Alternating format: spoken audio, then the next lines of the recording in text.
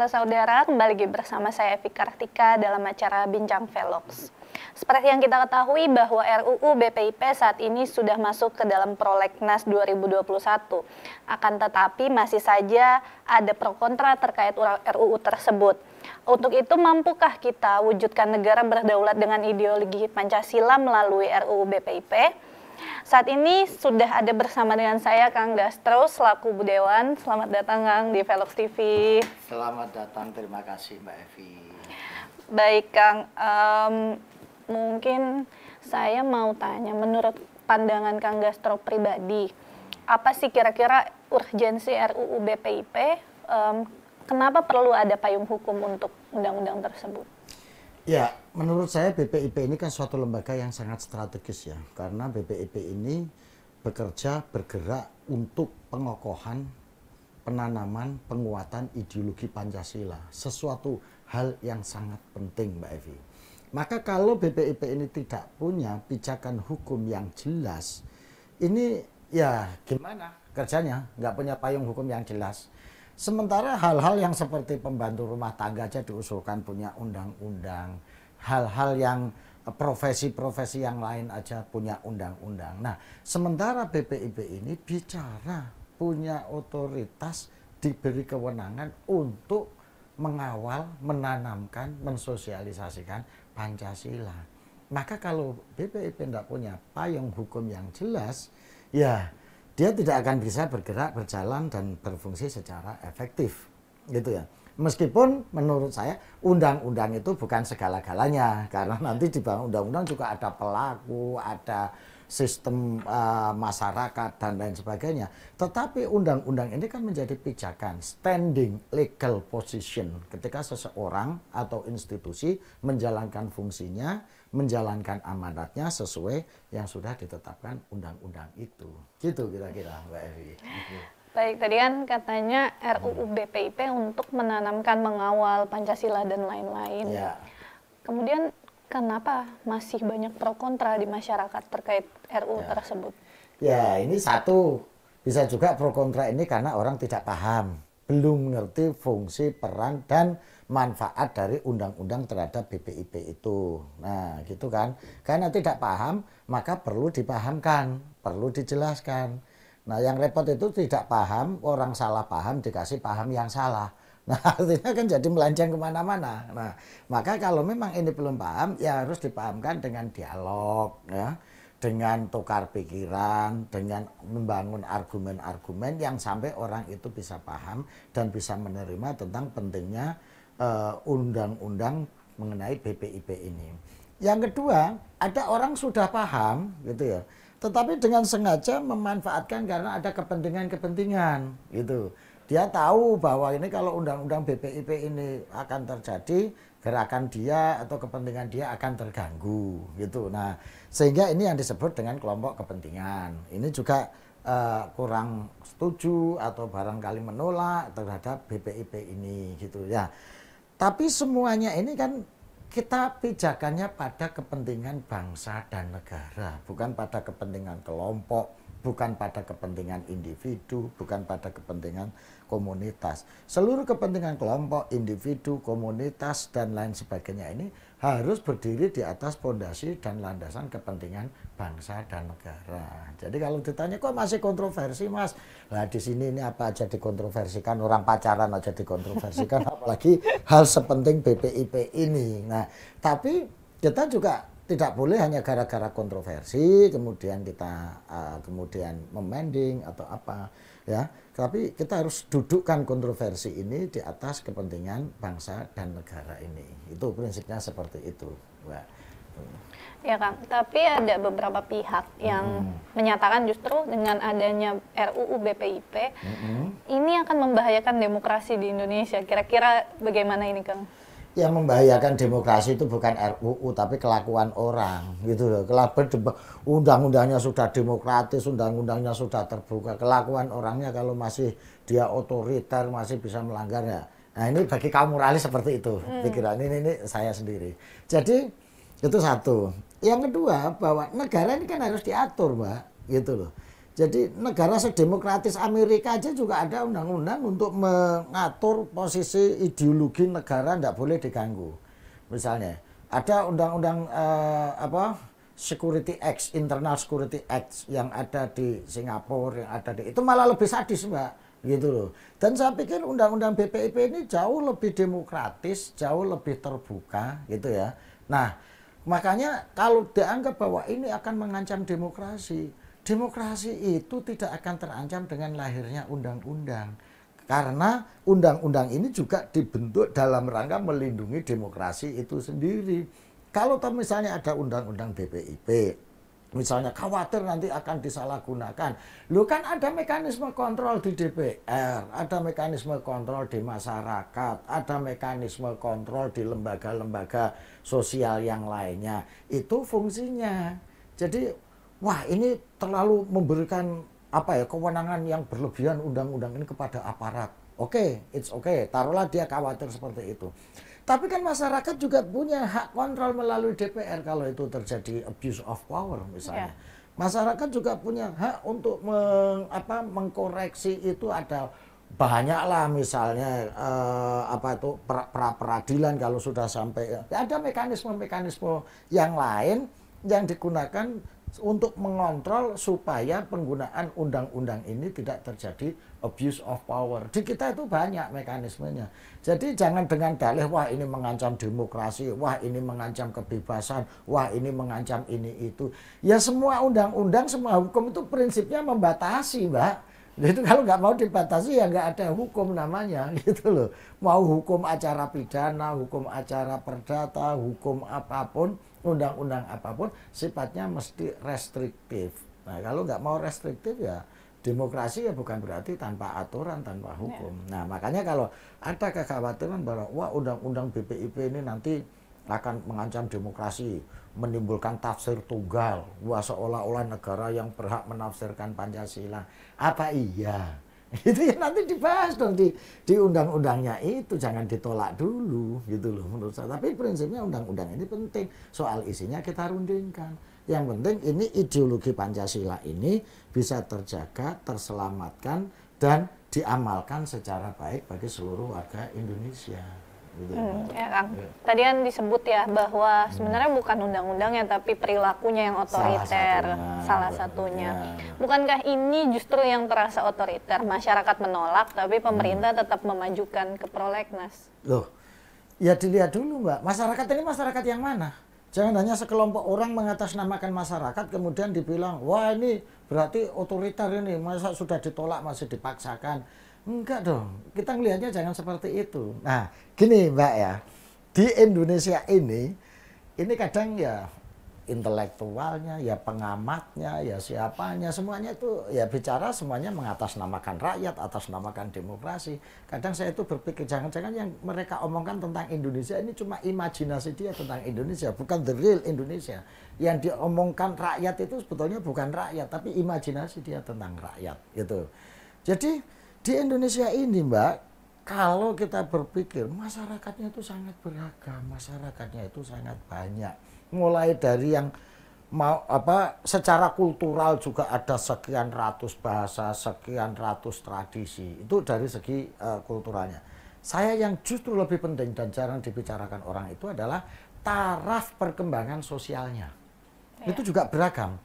Di kita itu orang baru belajar pakaian, yang sering kita sebut dengan orang yang baru taraf perkembangan sosialnya masih primitif, itu ada. Dan itu dalam sosiologi disebut dengan masih fase teologis. Fase teologis itu menurut Auguste Comte ada 3. Ada fetisisme, politeisme, monoteisme. Ini semua ada di Indonesia.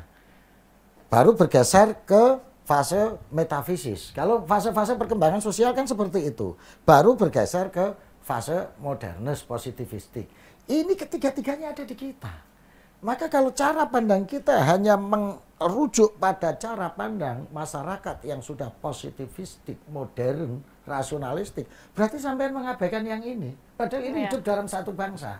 Nah, itulah makanya saya sering khawatir kalau ada orang dengan gampang menyebut demi rakyat, menyebut demi terus mengatasnamakan demokrasi.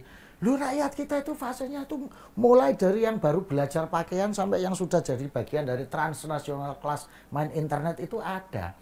Dan yang sering ngomong demokrasi, sering ngomong rakyat, itu yang sudah fase ini, gitu loh. Nah, ini harus diperhatikan karena yang ini, yang fase teologis kalau dalam bahasanya Agus Kaum sama metafisis ini juga masih ada. Nah, makanya kalau sampean ngomong, wah ini kan sudah ditolak masyarakat, tetapi kok ini dipaksakan, nah gitu. Nah, makanya pemerintah harus buka dialog dulu, gitu loh. Sudah dialog dengan argumen-argumen yang jelas, dikasih penjelasan yang jelas, kepentingannya juga jelas. Kok masih ngeyel? Ya itu bukan berarti tidak demokrasi, Mbak, ketika ditinggal. Ibaratnya sampean punya kelompok, ya, ada si A yang nolak peraturan itu, sudah rapat berkali-kali diajak, dia juga ikut, gitu ya. Tapi untuk menyelamatkan organisasi ini dan seluruh komponen-komponen ini sudah sepakat, ya sudah diputuskan, jangan hanya gara-gara satu orang ini kemudian kita jadi bubrah, keputusan menjadi tidak diambil, kan seperti itu. Jadi yang paling penting mempertanyakan rakyat yang mana. Di samping rakyat yang mana, juga rakyat yang mana itu diajak dialog, dijelaskan kepentingannya, dijelaskan apa itu perlunya bikin undang-undang ini, dia keberatan yang mana. Itu dialog. Demokrasi kan bagian dari dialog. Setelah dialog harus diambil keputusan, jangan ngambiar. Gitu. Kalau setelah dialog nggak ada keputusan, itu juga bukan demokrasi, anarki juga itu namanya. Artinya RUU BPIP ini menurut Kang Gastro pribadi, apakah ini memang dibuat untuk mengakomodir kepentingan parpol yang berkuasa saat ini, atau lebih condong mengakomodir kepentingan rakyat? Tinggal lihat isinya, Mbak. Gitu. Kita akan melihat isinya. Isinya itu bagaimana, gitu. Yang disepakati kayak apa, baru kita bisa menilai, gitu loh. Ini kan belum diputuskan, gitu loh. Ini kan belum diputuskan dan masih dibahas, gitu loh. Nah, kita tinggal lihat isi dari undang-undang BPIP itu apa, gitu loh. Karena undang-undang BP ini kan harus dikembalikan kepada prinsipnya, pada tujuannya yaitu menjaga, mengawal, mengamankan ideologi bangsa. Karena selama ini kan kita sudah merasakan, Mbak, begitu ideologi ini tidak kuat, bangsa ini ya goyah. Pancasila ini sekarang ini didesak dari dua sisi, Mbak. Dari sisi kiri dia didesak oleh liberalisme, yang itu intinya apa saja boleh. Dia bayangin negara-negara seperti yang di Eropa, seperti yang di Amerika, yang masyarakatnya sudah maju secara semuanya, secara homogen gitu ya, sehingga bisa berpikir rasional, bisa menempatkan antara kepentingan rasionalitas dan emosionalitas secara proporsional. Itu orang yang masyarakat yang sudah dewasa dalam tanda petik gitu. Lah tapi di kita ini kan masyarakatnya belum seperti itu. Nah, ini mendesak dari kiri, yaitu paham liberalisme yang apa saja boleh. Intinya kebebasan harus dijunjung tinggi melebihi segala-galanya. Lah dari sisi kanan Pancasila ini didesak oleh kelompok formalisme, simbolisme, agama. Nah ini kalau sudah formalisme, simbolisme, agama ini nanti ujungnya pada radikalisme, pada fundamentalisme, gitu. Ini mendesak Pancasila. Nah, dan kedua desakan ini sama, kalau diteruskan ini menjepit Pancasila, ini membahayakan pada konsekuensi bangsa dan negara ini.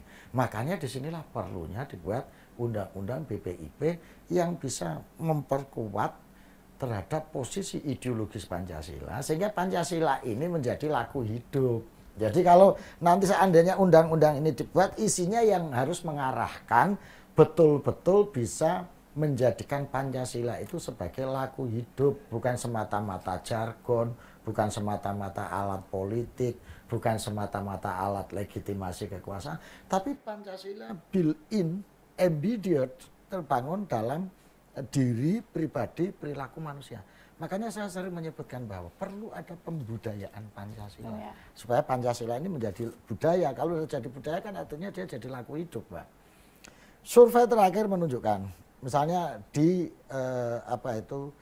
Forum Kebangsaan UI melakukan survei terhadap anak-anak muda, Gen Y dan Z, usia 15 sampai 37 tahun. Survei itu menunjukkan bahwa sebetulnya anak-anak muda ini masih bangga menjadi bangsa Indonesia. Salah satu kebanggaan itu dia sebutkan adalah karena kita punya Pancasila. Itu. Nah, Tapi begitu ditanya lebih lanjut gitu, lalu apa yang kamu ketahui tentang Pancasila itu? Gitu Bingung. Enggak, dia jawabannya menarik. Dia jawabannya bahwa Pancasila itu apa? Ya untuk yang apalah, pikiran yang jadul-jadul itulah kesannya, misalnya kayak gitu. Ini nyata yang jadul-jadul itu. Yang kedua Pancasila itu ya yang formal-formal itu. Nah, jawaban dia begitu. Ada lagi yang menjawab, apa sih Pancasila di mata Anda? Pancasila ya sebagai dasar negara. Itu aja. Selebihnya dia tidak tahu dasar negara itu apa. Nah, atas situasi ini kan berarti hasil riset ini kalau kita bahasakan sebetulnya spirit untuk menjaga memelihara Pancasila itu masih ada di kalangan anak muda. Tapi ini akan goyah kalau dia nggak paham, dia nggak ngerti, nggak ada contoh yang efektif untuk menunjukkan itu. Nah, maka undang-undang ini harus diarahkan kepada pembentukan budaya, pembentukan perilaku, pembentukan pola pikir Pancasila pada seluruh komponen anak bangsa, terutama aparat pemerintah. Kenapa aparat pemerintah ini menjadi penting? Karena aparat ini menjadi contoh laku hidup masyarakat. Ini kritiknya teman-teman generasi muda loh, Mbak. Dia bilang, Pancasila itu surplus kata-kata minus keteladanan. Kata-kata semua ada, dijejalkan, diinikan, disedia. Tapi mana sih wujudnya secara real gitu. Saya pernah diprotes seperti itu ketika bicara anak-anak muda. Saya kan sering keliling ketemu mereka. Sehingga semua mereka Pancasila ini surplus kata-kata minus keteladanan. Saya bilang, oke, kata-kata itu benar, tapi cuma separuh. Minus keteladanan itu karena Anda belum menemukan keteladanan yang Anda lihat di sisi ini. Kalau Anda lihat di sisi sini, yang lain banyak keteladanan di situ. Misalnya di kampung-kampung, di desa-desa, di masyarakat, gotong royong masih hidup. Contoh nyata adalah ketika menghadapi COVID, Mbak. COVID-19 ini menyadarkan kita tentang pentingnya nilai-nilai Pancasila. Dan orang tergerak untuk melakukan itu. Di komplek-komplek perumahan tiba-tiba saja ada makanan digantungin. Banyak kan seperti itu. Nah ini kan praktik berpancasila. Orang menjadi terketuk ketika pada suasana darurat. Terus kemudian berbondong-bondong nyumbang, memperhatikan tetangganya yang terkena COVID, meskipun di sisi lain ada yang sampai nolak pemakaman kan, tapi bahwa keteladanan Pancasila ini masih ada di sisi yang lain. Nah itu yang mestinya kita mainstreamingkan, kita tarik ke permukaan. Nah undang-undang ini mestinya harus bisa yang seperti itu, bagaimana mainstreamingkan praktek-praktek hidup Pancasila, bagaimana memberikan advokasi orang-orang yang bergerak, berjuang, dan sudah menanamkan Pancasila itu immediate pada dirinya. Misalnya itu di antara lain harus bisa mewujudkan, mengarahkan hal-hal seperti itu. Sehingga kecurigaan bahwa undang-undang BPIP ini menjadi kepentingan partai, kong-kali-kong partai dan kekuasaan itu bisa terjawab dengan isinya itu. Itu Mbak Eva. Baik Kang, mungkin bisa dipersingkat, padat dan mudah dimengerti untuk masyarakat Indonesia yang tadi katanya masih heterogen. Pesan untuk masyarakat bagaimana dengan cara yang lebih sederhana dan mudah gitu untuk memahami Pancasila dan RUU BPIP ini khususnya. Cara paling mudah untuk memahami Pancasila adalah lihat ketika ada masyarakat yang masih peduli pada sesamanya, masih memberikan ruang kepada mereka yang berbeda dan masih bisa hidup bersama meski dengan segala perbedaan-perbedaan yang ada. Itu saya melihat Pancasila secara sederhana itu ya seperti itu. Ketika ada tetangganya, temannya yang butuh beribadah, dia menyediakan tempat ibadah meskipun dia berbeda. Ketika ada tetangganya yang butuh untuk melakukan amal kebaikan, dia memfasilitasi itu. Jangan hanya gara-gara berbeda agama dia butuh ibadah, dia ditutup kesempatannya untuk itu. Jadi sederhana saja gitu. Saya pernah melihat ketika di satu gereja misalnya, dia ketika saya datang dan saya tahu saya sebagai orang Muslim, kemudian dia, Mas silakan sholat Mas, kita sudah menyediakan tempat sholat. Sederhana kan? Atau teman kita di gereja mau Natalan itu ya kita sebagai tetangga ya bantulah dia karena mau merayakan Natalan, paling tidak ya dia merasa enjoy, fun ketika merayakan Natalan itu sebagai ekspresi dari keimanan dia, tidak tertekan, sesederhana itu. Nah gitu, itu apa ya, itu daily life yang bisa kita rasakan. Pancasila itu sesederhana itu gitu. Terus kemudian ketika ada orang yang ngomong bahwa loh Pancasila dengan agama tinggi mana? Ya jelas tinggi agama, Pancasila kok disamain dengan agama apa? Tapi kenapa harus bela Pancasila? Karena kita bisa menjalankan agama melalui Pancasila. Kan gitu. Ya. Jadi jangan dipertentangkan. Ini kan cara berpikir yang sederhana, gitu. Tapi orang sering mengkonfrontasikan seperti itu. Jadi tinggi mana? Ya tinggi Islam. Lalu kenapa sampean bela Pancasila? Loh karena aku bisa menjalankan Islam dengan baik ini melalui Pancasila ini. Gitu. Karena dengan Pancasila ini aku bisa membangun akhlakul karimah. Peduli pada tetangga, peduli pada sesama, dan lain sebagainya. Nah, selesai. Itu kan sederhana. Itu nggak perlu dibenturkan.